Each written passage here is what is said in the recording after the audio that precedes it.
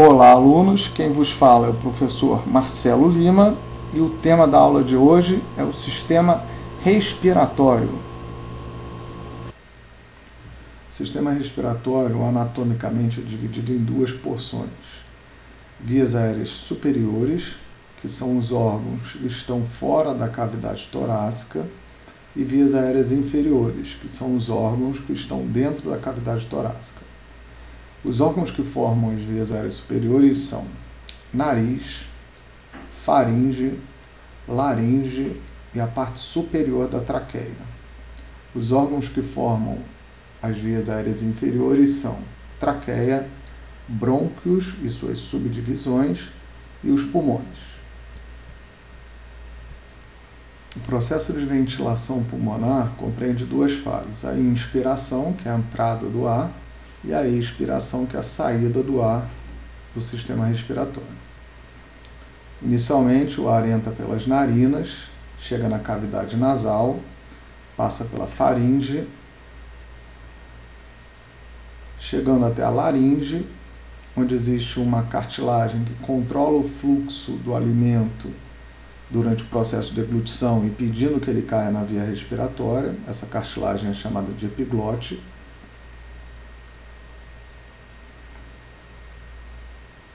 Da laringe, o ar atinge um tubo formado de anéis cartilaginosos. Esse órgão é chamado de traqueia, que se subdivide em dois brônquios, que por sua vez se subdividem em outras porções que chegam numa porção terminal do pulmão, conhecida como alvéolo. Essa porção terminal tem o formato de saco e é exatamente ali onde ocorre a troca gasosa. Ou seja, no processo de inspiração, o oxigênio entra e pode ser absorvido pela corrente sanguínea.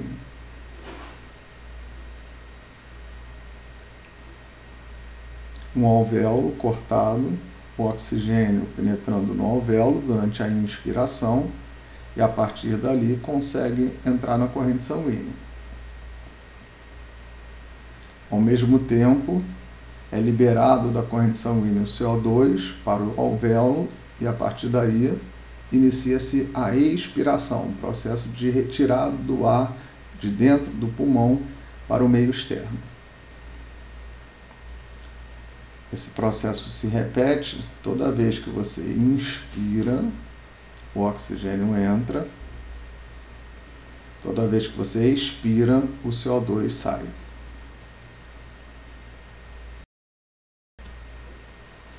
O músculo que permite esse processo de ventilação pulmonar, ele é chamado diafragma. É um músculo que divide a cavidade torácica da cavidade abdominal e durante o seu processo de contração, ele abaixa e faz com que a cavidade torácica tome maior volume. Sendo assim, o pulmão consegue captar o ar no processo de ventilação pulmonar.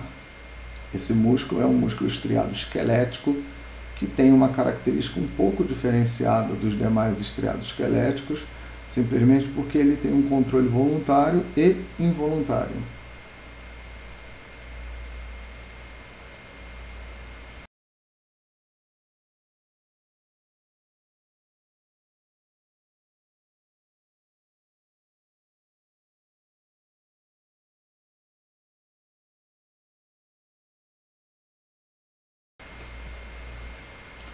Vamos começar pela primeira parte do sistema respiratório, o nariz.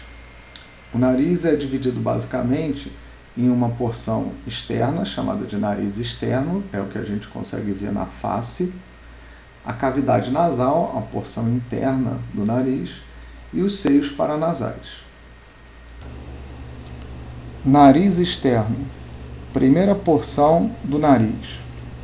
O nariz externo é dividido em uma raiz, um dorso, que termina no chamado ápice, duas projeções em forma de aba, que conhecemos como asa, e os orifícios por onde ocorre a inspiração, que conhecemos como narinas.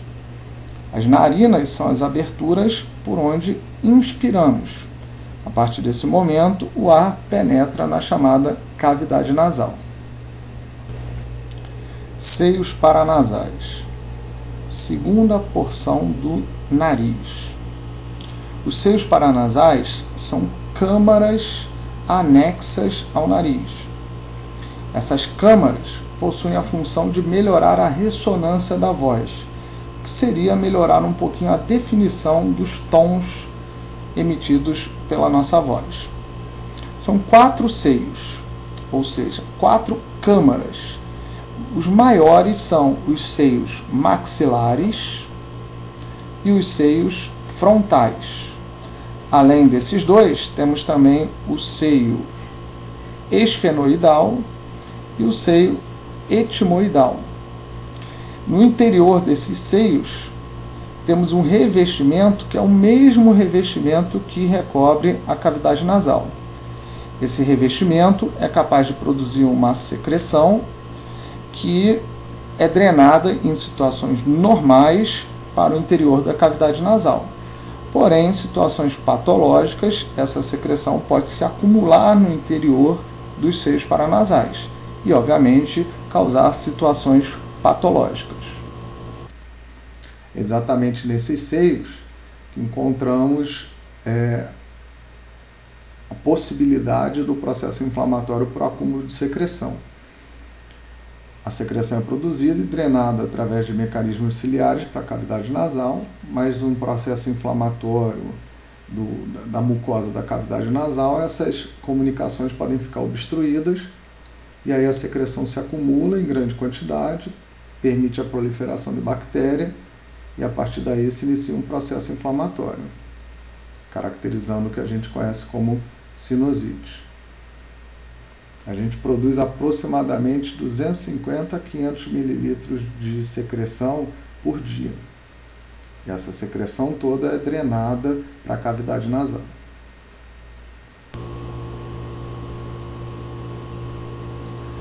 Cavidade nasal. Terceira porção do nariz.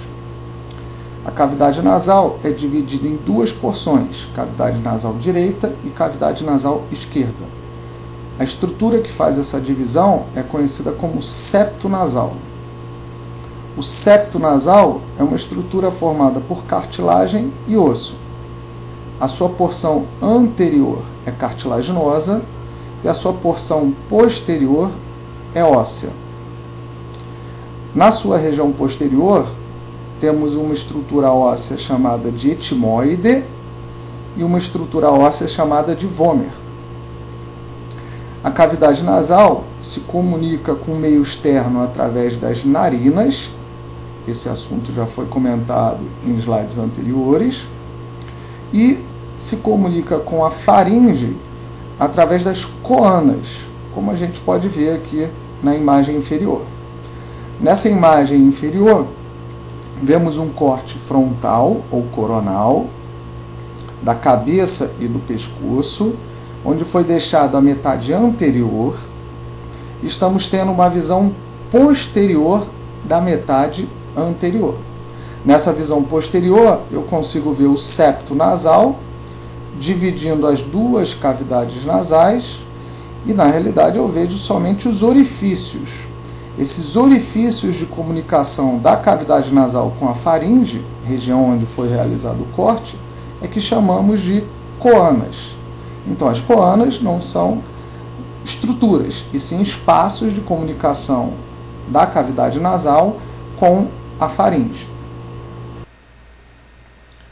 A cavidade nasal propriamente dita, ela possui 3 projeções chamadas de conchas nasais.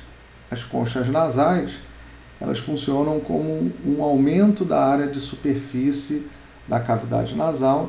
Sendo assim, o ar consegue ter mais contato com a mucosa da cavidade nasal e assim ele pode ser aquecido e umidificado pela sua secreção. São 3 conchas nasais: a concha nasal superior, a concha nasal média e a concha nasal inferior. Entre as conchas nasais existem espaços que são chamados de meatos, também em número de 3. Meato nasal superior, meato nasal médio, meato nasal inferior.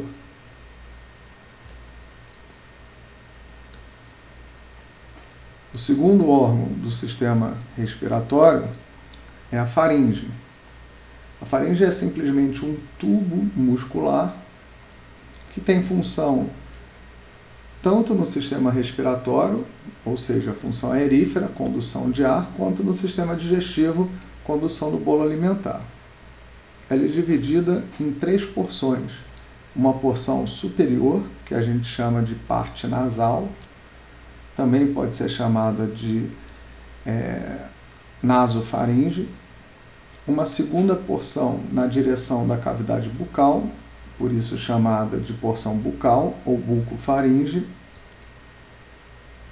E uma terceira porção mais inferior, comunicando-se ali com a laringe, por isso é chamada de parte laríngica ou laríngea ou até laringofaringe.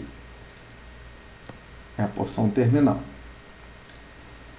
Ela se comunica basicamente com a cavidade nasal através das coanas, como a gente já falou, com a cavidade bucal através do istmo das fauces, que é a abertura de comunicação entre a cavidade bucal e a faringe, também conhecida popularmente como garganta. Se comunica com a laringe anteriormente através do átito da laringe, e a sua comunicação com o esôfago, ela é praticamente contínua ao esôfago, então não tem um ponto anatômico denominado especificamente para essa zona de junção entre a faringe e o esôfago. A faringe possui 2 elementos anatômicos de relevância. Esses 2 elementos estão localizados na parte nasal. O primeiro elemento é conhecido como ósseo faríngico da tuba auditiva. Como provavelmente todo mundo sabe, ósseo é apenas um orifício. Esse ósseo faríngico da tuba auditiva, como a gente pode ver indicado na seta, ele comunica a faringe com a cavidade timpânica do ouvido médio. O seu objetivo é simplesmente igualar as pressões do meio externo com a pressão do interior da cavidade timpânica. Isso explica também porque, em algumas situações, quando se usa um medicamento no ouvido, você consegue eventualmente sentir o gosto na boca. Simplesmente esse medicamento, ele cai dentro da faringe e da faringe passa para a parte posterior da boca, e aí conseguimos sentir o sabor, geralmente ruim, do medicamento. Além do ósseo faríngico da tuba auditiva, conhecemos também o torus tubal ou toro tubal, como a seta está indicando. Essa estrutura anatômica é simplesmente uma projeção da tuba auditiva, ou seja, o tubo que comunica a cavidade timpânica do ouvido médio com a faringe. O ósseo é apenas uma abertura, mas existe um tubo de comunicação. Esse tubo produz uma projeção na parte superior do ósseo faríngico da tuba auditiva, e essa projeção é conhecida como torus tubal ou toro tubal. Laringe. A laringe é o terceiro órgão do sistema respiratório que iremos falar. Ela está localizada anteriormente à faringe e anteriormente ao esôfago. E continuamente a ela encontramos a traqueia. A laringe tem o seu limite inferior aproximadamente nessa zona onde estou marcando. E o seu limite superior é a abertura que a gente conhece como ádito da laringe. A sua função é simplesmente conduzir o ar, o que chamamos de função aerífera, e também participa da fonação, através das cordas vocais. Ela é formada basicamente por um esqueleto cartilaginoso, alguns músculos e ligamentos. O seu esqueleto cartilaginoso possui 5 cartilagens. A cartilagem mais evidente e anterior e ímpar é chamada de cartilagem tireoide. Uma segunda cartilagem também anterior e ímpar é chamada de cartilagem cricoide ou simplesmente cricoidea. Uma terceira cartilagem ímpar, que pode ser visível tanto anterior quanto posteriormente, é a cartilagem que tem a função de obstruir o hátito da laringe durante o processo de deglutição. Ela é chamada de cartilagem epiglótica. A quarta cartilagem é a cartilagem aritenoide, é localizada posteriormente, como a gente pode ver na seta, e tem formato triangular. Ela é uma cartilagem par. Acima da cartilagem aritenoide, existe uma cartilagem em forma de chifre, chamada de cartilagem corniculada, também par, e fica conectada à cartilagem aritenoide, através de ligamentos. A cavidade laríngea é uma cavidade com uma série de estruturas anatômicas importantes. A abertura que comunica a laringe com a faringe, como a gente já falou, é chamada de ádito da laringe, é simplesmente uma abertura. Dentro da cavidade laríngea, você tem uma fenda que é limitada por uma prega superior e uma prega inferior. Essa fenda é chamada de ventrículo da laringe. A prega que limita superiormente o ventrículo da laringe é chamada de prega vestibular. E a prega que limita inferiormente o ventrículo da laringe é chamada de prega vocal. A prega vocal participa da fonação e acredita-se que a prega vestibular seja uma prega responsável pela proteção. A prega vestibular também é chamada eventualmente de prega vocal falsa ou simplesmente corda vocal falsa. O espaço localizado entre as duas pregas vestibulares é chamado de vestíbulo da laringe. Então, o vestíbulo da laringe é um espaço. Também existe um espaço muito famoso chamado de glote, que é a zona mais estreita da laringe. Ela pode ser considerada a zona entre as pregas vocais. Abaixo da glote existe uma parte da laringe que é conhecida como cavidade infraglótica. Uma pequena revisão da laringe, a situação dela anterior no pescoço, a cartilagem tireoide é a mais projetada,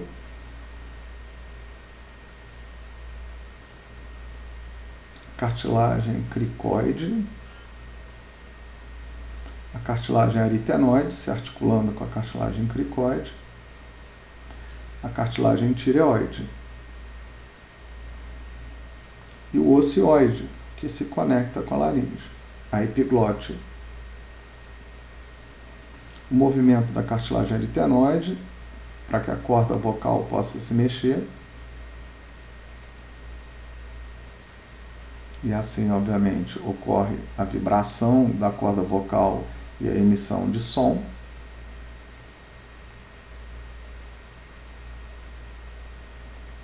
Movimento da cartilagem tireoide, e aí um exame chamado laringoscopia, onde a gente consegue ver a corda vocal ou prega vocal vibrando. Durante o processo de emissão de som, ela faz esse movimento. Traqueia e brônquios. A traqueia e os brônquios são órgãos tubulares responsáveis pela condução do ar, ou seja, possui função aerífera. A traqueia, assim como os brônquios, são formados por cartilagens em forma de C, que são unidas por ligamentos, conhecidos como ligamentos anulares, e na sua região posterior existe uma musculatura lisa, que controla o calibre da traqueia e dos brônquios. Na região traqueal, essa musculatura lisa é chamada de músculo traqueal. Na região bronquial, a musculatura lisa é chamada de músculo bronquial. A traqueia está situada anteriormente ao esôfago, que é um órgão do sistema digestório, e posteriormente à aorta ascendente, uma das principais artérias do corpo. A zona de divisão da traqueia é conhecida como carina. A carina é a zona que delimita o final da traqueia e início do brônquio principal direito e brônquio principal esquerdo. O brônquio principal direito, como podemos observar, ele é mais vertical e mais curto. Já o brônquio principal esquerdo, ele é mais longo e mais transversal. Brônquios. Os brônquios surgem da subdivisão da traqueia. A traqueia, na zona que conhecemos como carina, se subdivide em um brônquio principal esquerdo e um brônquio principal direito. O brônquio principal direito é mais vertical e curto. Já o brônquio principal esquerdo é mais horizontal e longo. Isso explica, por exemplo, por que em situações de broncoaspiração, objetos no interior da traqueia, geralmente o objeto vai parar no brônquio principal direito, objeto ou qualquer tipo de substância, líquidos, por exemplo. Os brônquios principais se subdividem em brônquios lobares, que por sua vez se subdividem em brônquios segmentares, que por sua vez se subdividem em bronquíolos, que se subdividem em ductos alveolares, que são porções menores, predominantemente formados por musculatura lisa, e esses ductos alveolares se abrem nos alvéolos, ou sacos alveolares, que é exatamente o ponto onde ocorre a hematose. O alvéolo é considerado a estrutura funcional dos pulmões, porque é ali que ocorre a troca de gases, ou seja, liberação de oxigênio para o sangue e captação de CO2 pelo alvéolo. Toda a subdivisão do brônquio principal, ou a partir do brônquio principal, acontece no interior dos pulmões.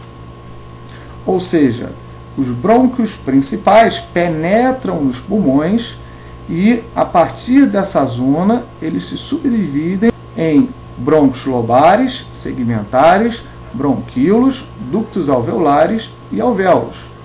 Então, todas essas estruturas estão localizadas no interior do pulmão. Uma revisão sobre a traqueia, uma visão inferior inicial da traqueia.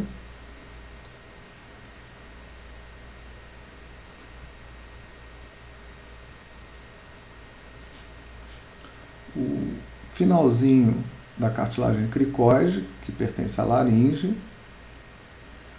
A traqueia, sua zona de divisão chamada de carina, os dois brônquios principais.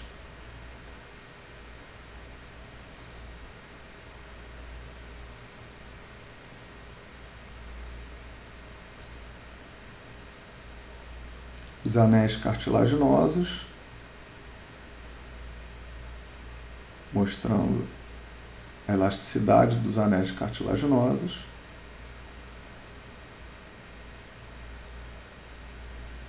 O músculo traqueal na sua zona posterior,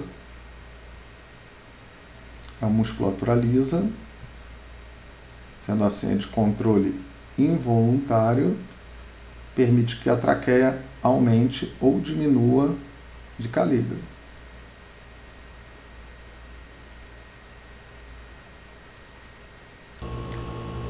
Pulmão é um órgão par localizado no interior da cavidade torácica. O pulmão é um órgão cônico, formato cônico, e como qualquer estrutura cônica, tem uma base inferior e um ápice superior. Também possui três faces. Uma face que entra em contato com as costelas, que chamamos de face costal.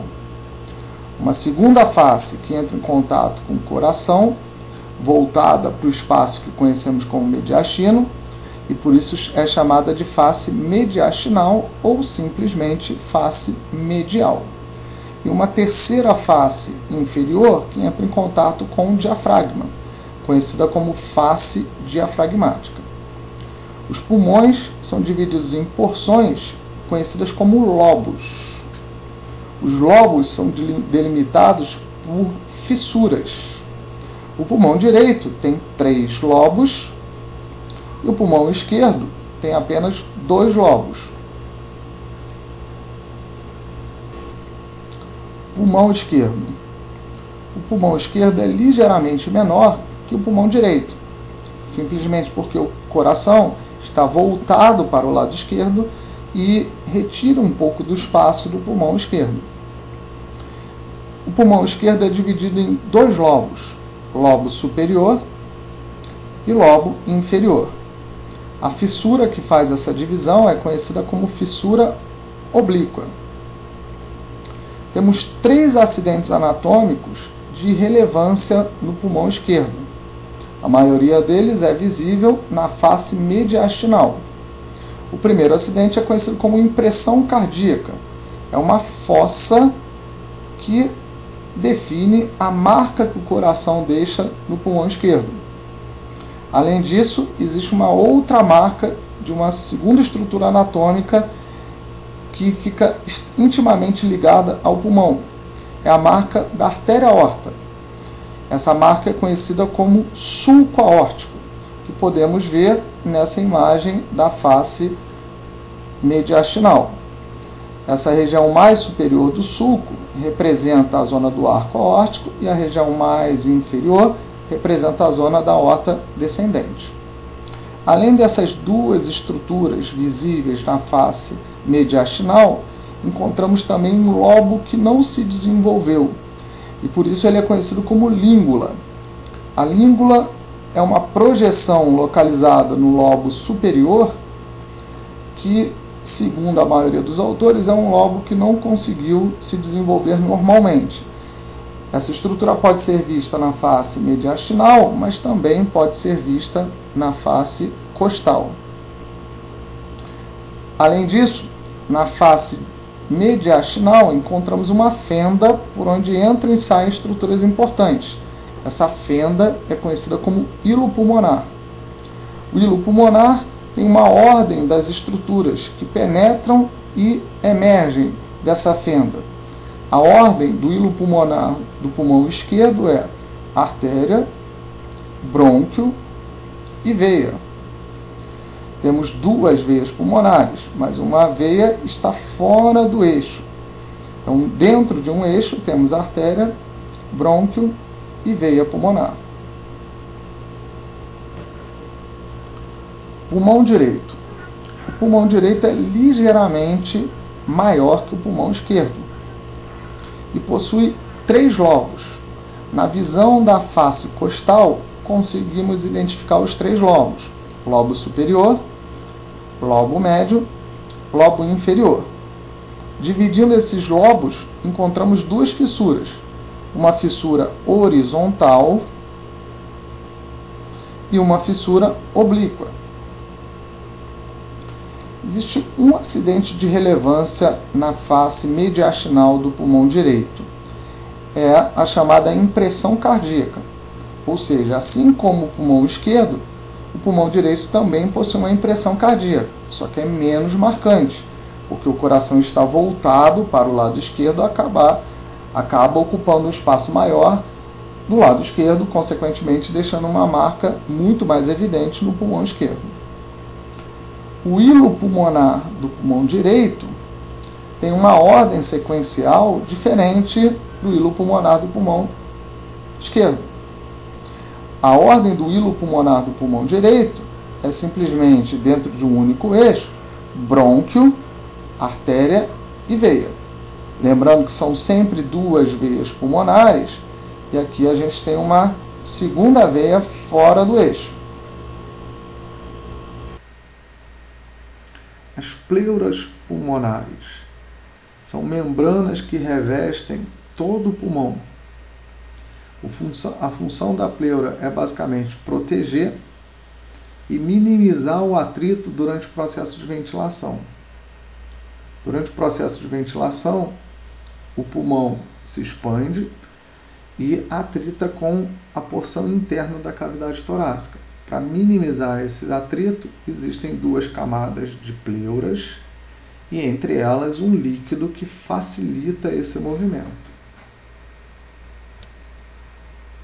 Divisão da pleura. Encontramos uma camada mais externa, chamada de pleura parietal.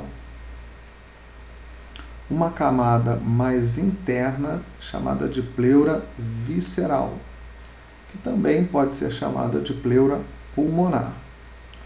Entre as duas pleuras existe uma cavidade virtual, que é preenchida por um líquido chamado de líquido pleural.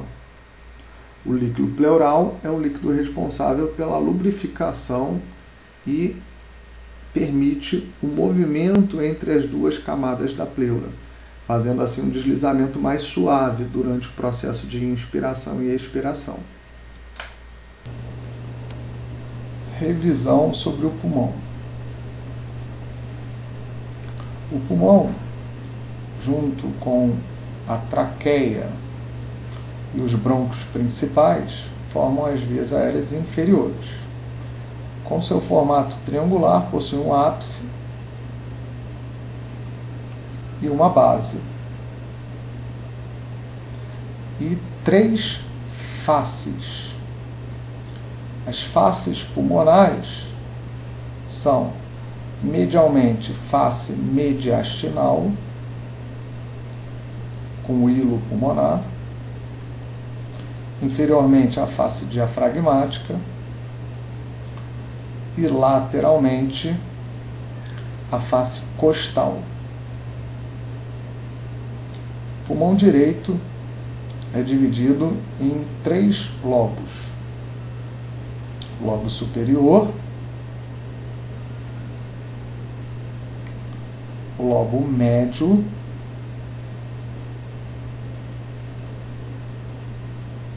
e o lobo inferior, separados pela fissura oblíqua e fissura horizontal.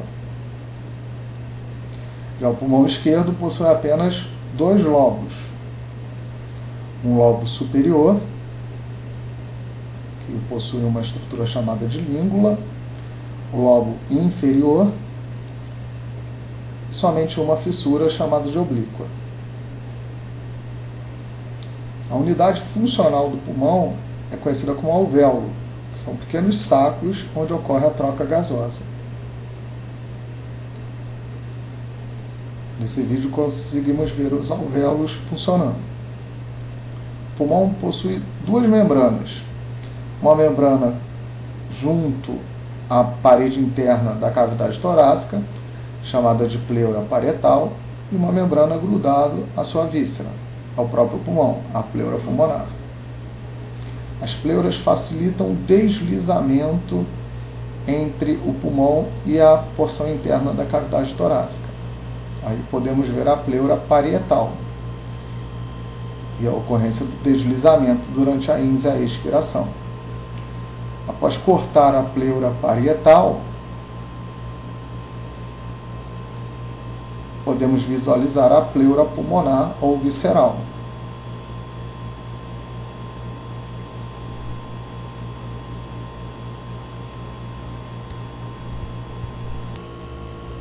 Obrigado a todos, espero que tenham gostado da aula e até a próxima.